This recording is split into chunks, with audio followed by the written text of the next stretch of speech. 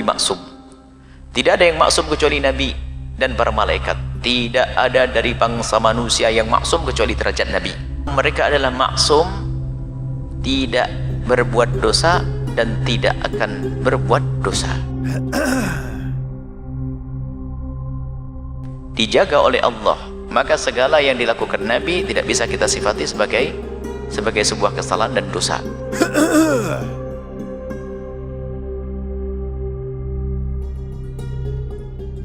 Bahkan Nabi kadang lupa, tapi ternyata lupa Nabi sengaja. Allah menjadikan Nabi lupa untuk diikuti di dalam hal tersebut.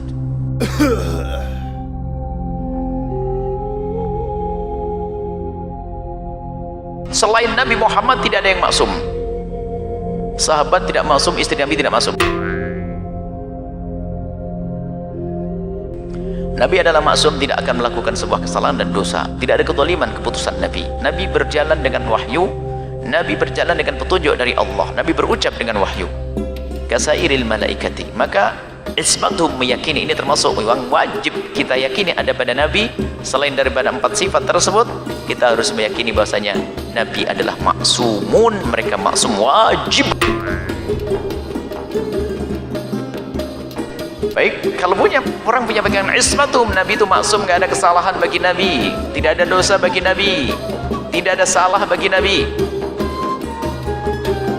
Nabi berjalan dengan wahyu, berucap dengan wahyu. Wa ma yantiqu 'anil hawa in huwa illa wahyun yuha. Tidak berucap kecuali wahyu yang telah diwahyukan oleh Allah kepada Nabi. Gak ada yang salah.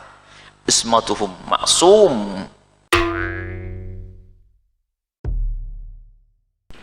Ini kan keimanan. Kalau orang membangun keimanan di sini tuh gak akan pusing nanti tentang apa yang selama ini dihembuskan oleh musuh Allah. Musuh Allah itu menghembuskan fitnah-fitnah itu ya bagi orang yang imannya ini belum kuat ya.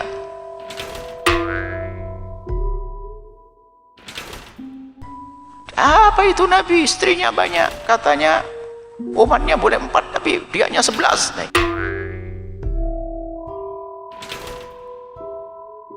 Oh, ente tidak ngerti. Kenapa Nabi begini-begini? Wah, ini tidak ngerti. Ini akidahnya belum baca Aqidatul Awam. Kalau baca Aqidatul Awam kan selesai. Bahwasanya Nabi itu maksum. Apa yang terjadi itu nggak ada pilihan Nabi. Itu perintah dari Allah dan petunjuk dari Allah. Nabi melakukan begini begitu wahyu dari Allah.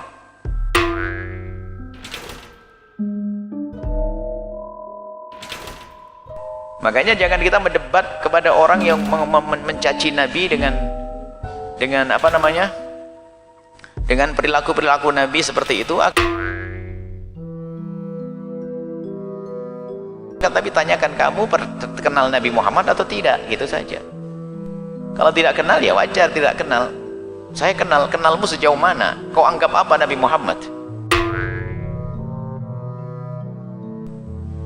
Coba, kalau tanya kepada ahli iman kan gampang. Nabi Muhammad itu apa sih? Utusan Allah. Utusan Allah. Kamu paham enggak sifat-sifat utusan Allah? Ya paham. Apa?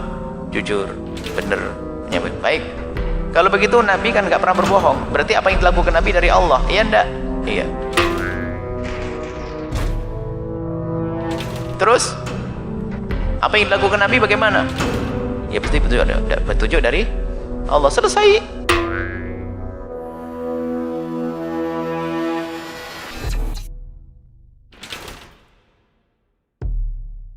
Tapi permasalahannya adalah mereka tidak mempercayai Nabi sebagai Nabi.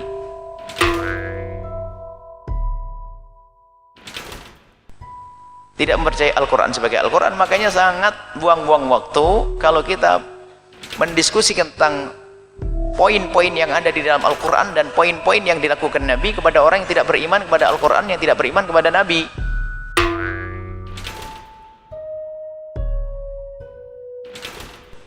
Wong tidak percaya kepada Al-Quran kok jangan membahas tentang permasalahannya.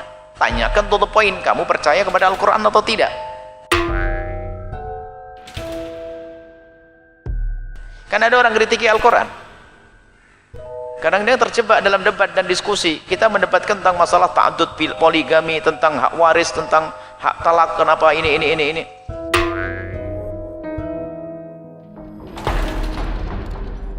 Ini disebutkan di dalam Al-Quran. Lidzakari mithlul hadzil unthayain. Wah, protes.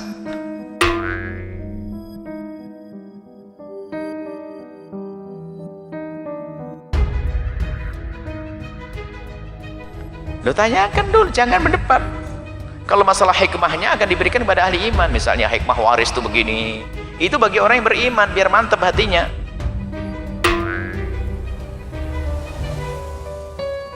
Tapi kepada orang di luar Islam yang nggak percaya pada Al-Quran percuma. Tanyakan dulu kenapa tidak percaya pada Al-Quran. Bukan wahyu dari Allah. Bagaimana kamu bisa buktikan? Orang-orang bulagha aja, orang pakar bahasa saja kagum dengan Al-Quran. My friend, the Quran is officially stupid book. And I am here to challenge any Muslim to prove me wrong.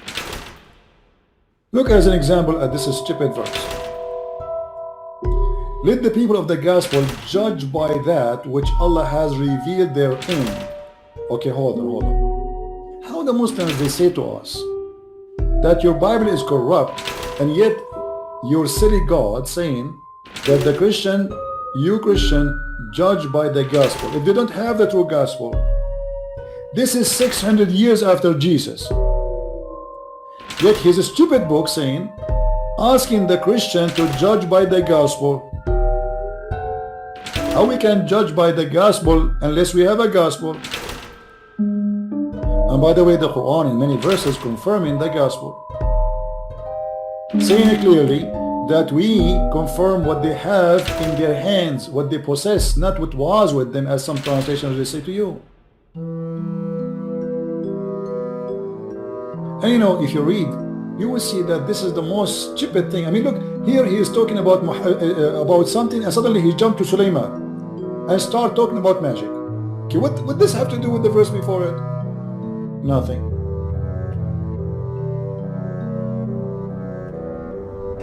Right now, we are going to talk about something that probably many Muslims are going to be shocked when we mention. The 31 different Arabic Qurans. You've heard me correctly. The 31 different Arabic Qurans, and the number is still counting. The hope, I think, Dr. J, is to find the 37, basically. Now these are current day. These are modern day Qurans. That's right. They're all in Arabic. These are not translations. We're not That's talking right. about English translations or Right. Urdu translations or French. These are Arabic Qurans, all of them different. Correct. And not just a few. We're talking about tens of thousands of differences.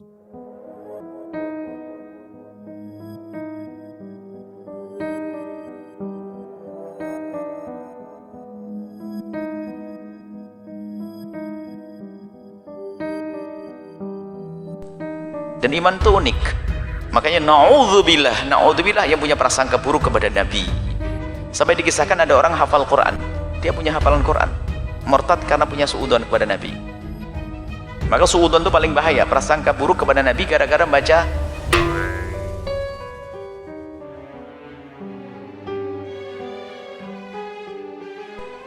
surat tentang tentang Zaid bin Harithah dengan Sayyidah Zainab. Zaid bin Harithah dinikahkan oleh Rasulullah dengan Sayyidah Zainab, yang pada akhirnya Allah yang menceraikannya. Kemudian setelah itu Sayyidah Zainab dinikahi oleh Rasulullah.